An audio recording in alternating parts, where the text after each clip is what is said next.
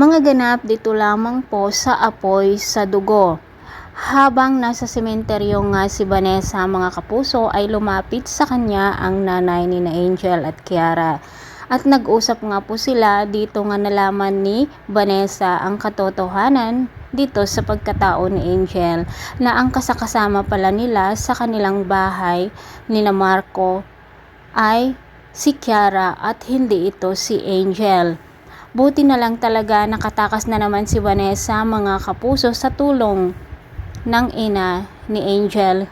Ngunit nasa panganib naman ang matandang babae dahil nga inilagay ni Kiara ang matanda dito sa hukay at nagmamakaawa nga ang matandang babae ngunit hindi ito dininig ng salbahe o napakasama demonyita itong si Kiara mga kapuso.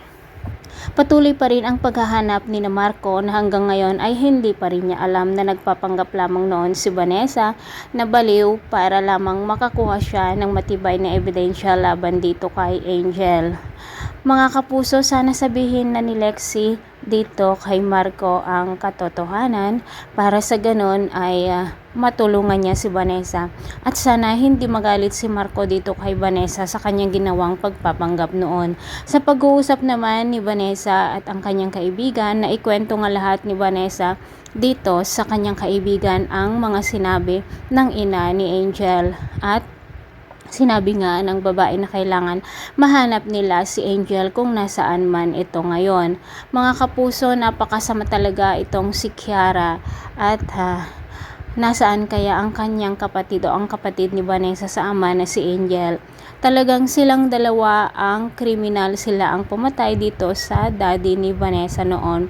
At hanggang kailan kaya nila magagawa ang mga kasamaang kanilang gusto pang gawin, lalo pat gusto na talagang mawala ni Kiara itong si Vanessa. Sana hindi mahuli ang pagkakataon at sana matigil na rin ang kasamaang ginagawa ng dalawang magkapatid na ito.